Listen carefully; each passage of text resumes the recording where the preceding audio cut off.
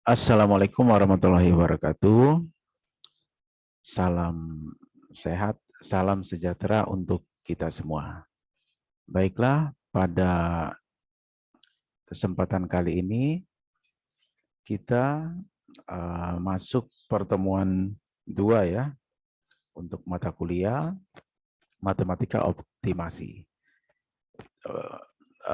Pertemuan 2 ini kita akan coba bahas sedikit mengulas ya tentang teknik optimasi klasik ya, yang umum digunakan.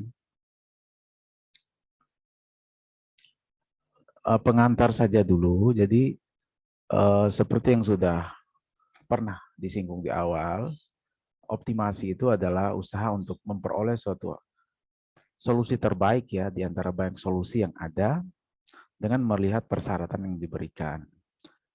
Tujuan akhirnya adalah tujuan akhir dari sistem optimasi adalah, atau dalam hal ini objektif, itu minimum atau maksimum. Minimum misalnya pemakaian energi gitu ya, pemakaian memori dan seterusnya. Maksimum berarti kan kaitannya dengan keuntungan ya. Jadi masalah minimum atau maksimum itu tergantung dari konteks kalimat yang menyertainya. Ya kalau berkaitan dengan pendapatan tentunya yang dinamakan optimal itu yang maksimum. Kalau kaitannya dengan pengeluaran yang dikatakan optimal itu adalah yang minimum.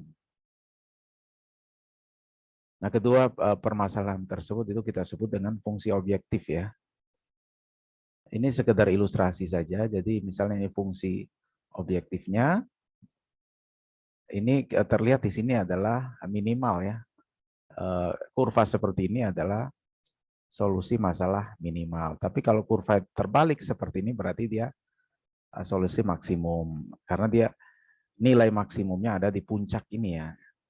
Puncak parabola. Kalau seperti ini nilai minimum tentunya kan ada di yang paling bawah ini. Formulasi persoalan optimasi secara garis besar ada 2 ya. Jadi yang tanpa kendala dan dengan kendala. Jadi ini bahasa standar untuk menyelesaikan persoalan optimasi atau dengan matematik adalah biasanya carilah fx yang memberikan nilai minimal ya, dengan kendala atau kondisi seperti ini. Jadi biasanya ada dicirikan kendala itu dicirikan adanya tanda nanti kurang dari atau lebih dari gitu ya. Kemudian, nah ini masih pengertian saja, X itu desain variabel, Fx itu fungsi objektif, kemudian pertidaksamaan kendala ya, kendala.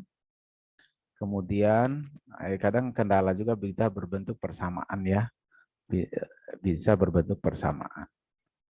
Ya mungkin sebagai ilustrasi ini ya, sebagai ilustrasi itu tadi kan pengantar saja ya, pengantar saja. Jadi contoh misalnya ini coba kita memodelkan kasus ini ke bentuk matematisnya ya. Industri proses untuk pembuatan kaleng silinder akan merancang suatu kaleng dengan volume minimal 400 cc ya. 400 cc itu kata lainnya 400 cm kubik ya. Fungsi objektifnya adalah tentunya cost ya, yang menyangkut harga bahan. Dalam kasus ini luas plat atau kaleng yang akan dibutuhkan. Nah, terlihat di sini yang namanya cost ini fungsi optimalnya berarti kaitannya dengan persoalan minimalisasi gitu ya. Pada sistem pabrik yang tersedia ada beberapa kendala ya. Untuk diameter kalengnya itu ya, itu paling kecil 3,5, paling besar adalah 8 cm. Kemudian untuk ketinggian 8 cm, paling tinggi 18 cm. Ini diameter kaleng sama tinggi. Nah, kalau kita modelkan ke apa namanya? Ke bentuk matematisnya, kira-kira seperti ini gitu ya. Jadi ini adalah diameternya, ini adalah tinggi gitu ya. Nah, di sini kita desain variabelnya anggaplah X1-nya adalah diameter, X2 itu adalah kita anggaplah tinggi ya gitu ya. Nah, fungsi objektif, fungsi tujuannya adalah luas bahan yang digunakan. Itu adalah X1 X2 pi ditambah pi per 2 X1 kuadrat. Ini asalnya dari mana sih? Asalnya dari ini. Anda kalau punya kaleng di rumah nanti bisa dibuktikan ya. Anda bongkar atasnya, tutup atasnya ini, gitu ya. Kemudian ini tutup bawahnya, gitu ya. Nah, Anda lihat di sini, apa namanya, tutup atasnya itu kan berbentuk lingkaran ya, sekaligus dan tutup bawahnya.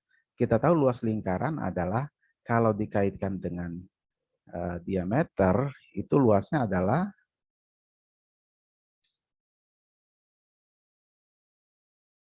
1/4 1/4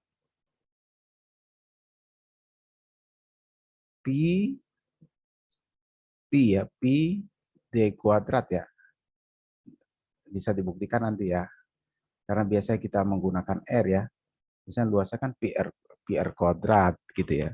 Karena R itu nilainya sama dengan setengah D, setengah diameter, ya tentunya kalau disederhanakan kira-kira seperti ini ya. Nanti bisa Anda cari di Google, luas satu lingkaran adalah, luas atasnya aja adalah 1/4. Berarti luas kedua lingkaran ini tinggal Anda kalikan 2, makanya di sini muncul apa namanya, jadinya 1/2. D-nya Anda ganti nih dengan X1 ya, gitu ya. D-nya Anda ganti dengan X1. Kemudian karena ada 2 lingkaran, Anda tinggal kalikan 2/4 atau 1/2 ya. Atau pi per 2 ini ya, gitu ya. Ini kenapa muncul ini ya, asalnya dari itu. Nah, kemudian ini baru kita bongkar atap sama bawahnya. Kemudian sampingnya gitu ya, samping dari kaleng itu kalau Anda bisa dibuktikan ya, kalau Anda potong pakai gunting, nanti dia akan berbentuk seperti ini. Ini harusnya lurus ya, maaf ya. Ini garisnya harusnya lurus. Ini garisnya lurus ya. Ini garis lurus ya, maaf. Nah, yang ini sendiri adalah H gitu ya. Yang ini sendiri adalah H. Yang ini sendiri itu ada panjang ini sendiri adalah sama dengan keliling lingkaran, yaitu keliling lingkaran itu adalah, bisa Anda buktikan nanti ya, bisa Anda cari di Google, keliling lingkaran itu kaitannya dengan diameter itu adalah pi d gitu ya. Pi dikali diameternya. Jadi keliling lingkaran adalah pi dikali diameternya. Sehingga luas yang ini, luas untuk bahan yang ini karena berbentuk persegi atau persegi panjang ya, itu adalah H, luasnya adalah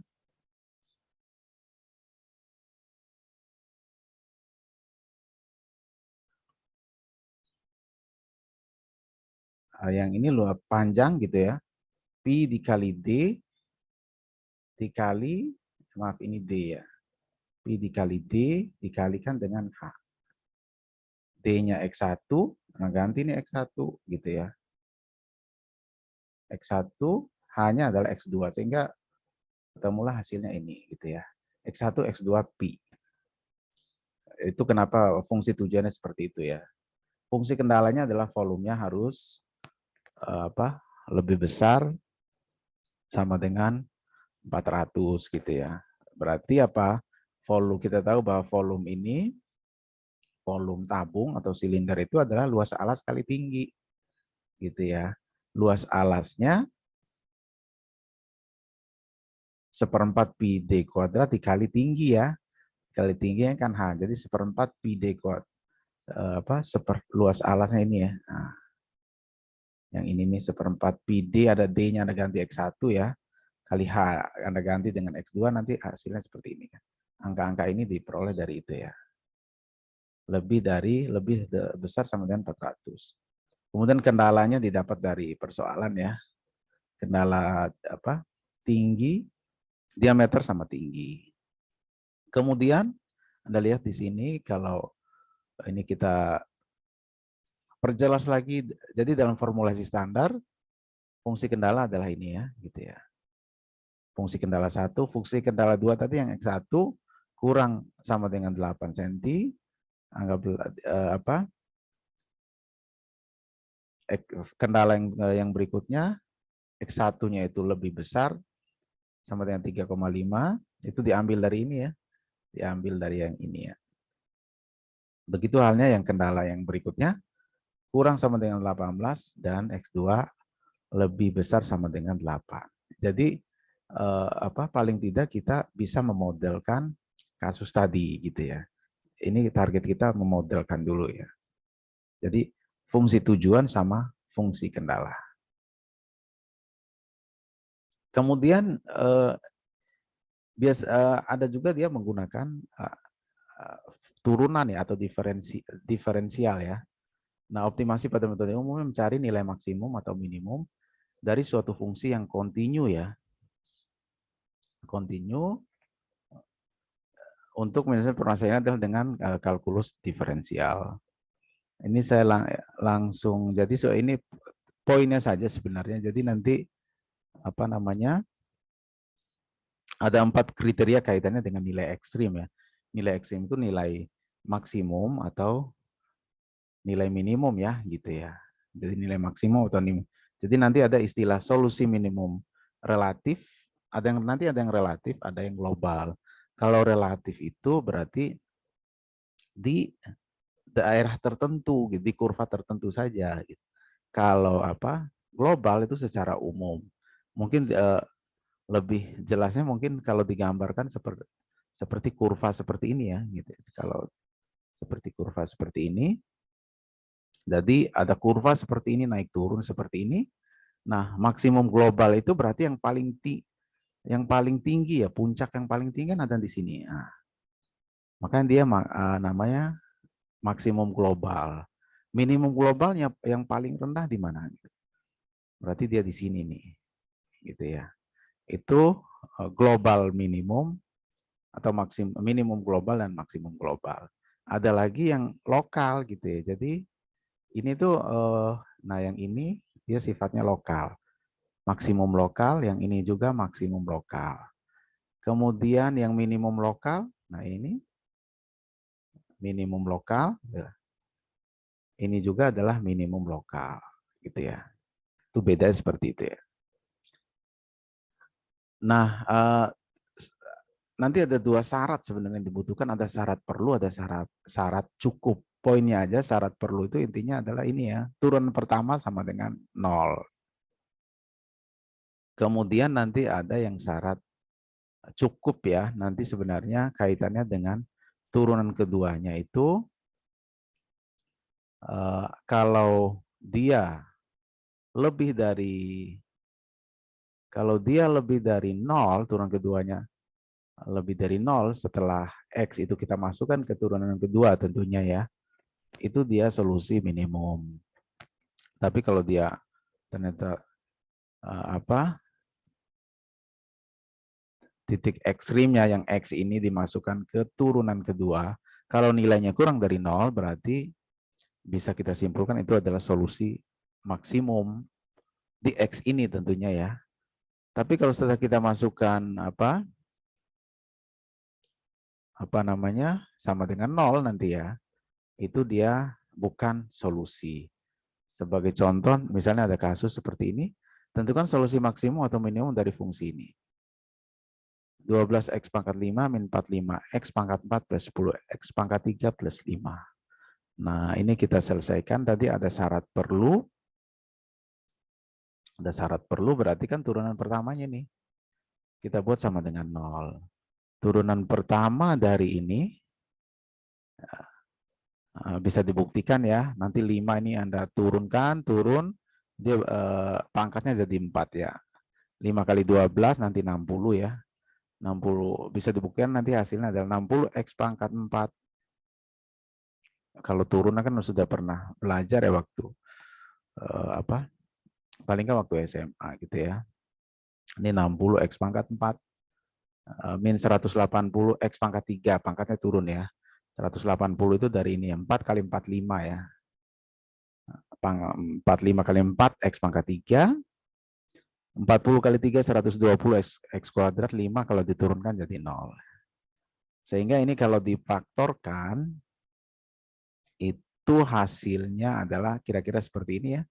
60 X kuadrat X min 2 X min. Sehingga solusinya adalah bisa dibuktikan ini adalah karena ini pangkat 4 X1 X2-nya atau X1 saja sebenarnya nggak masalah. Tapi karena ya pangkat 4 X1 X2-nya anggaplah ini 0, kemudian X3-nya itu adalah 1, X4-nya adalah 2 ya. Jadi ada 3 variasi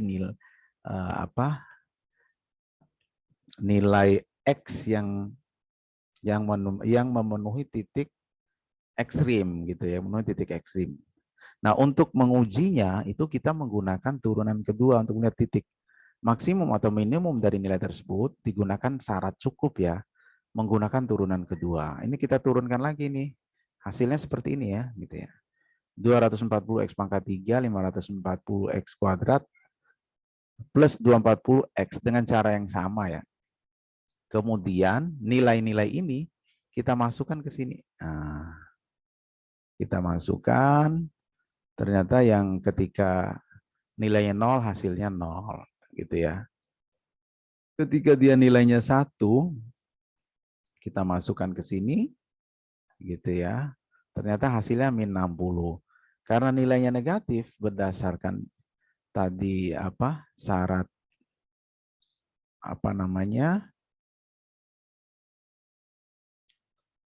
syarat cukup ya gitu ya. Emang syarat cukup maka dia maksimum gitu ya. Kemudian yang ini X kita masukkan ke ini ya tentunya ya. Nanti bisa dibuktikan hasilnya 240, ternyata dia positif, berarti di titik itu dia akan bernilai minimum gitu ya. Jadi sekali lagi kalau untuk syarat cukup ini, kalau titik X, jadi yang syarat perlu itu sebenarnya untuk mendapatkan titik ekstrimnya itu, terutama untuk nilai X-nya ya, titik ekstrim. Nah, untuk menguji apakah titik ekstrim itu bernilai maksimum minimum, itu digunakan turunan kedua, dimasukkan ke turunan kedua. Kalau nilainya negatif, berarti dia maksimum. Di titik itu nanti ekstrimnya itu maksimum, diperoleh nanti nilai maksimum. Kalau nanti nilainya positif, di titik itu nanti akan bernilai minimum. Makanya di sini kan minimum, ini maksimum. Karena dia 0 di sini, berarti dia tidak memberikan solusi. Oke, mungkin kira-kira itu untuk pertemuan singkat atau penjelasan singkat dari saya ya. Mudah-mudahan ada manfaatnya. Saya akhiri. Assalamualaikum warahmatullahi wabarakatuh. Salam sehat, salam sejahtera untuk kita semua.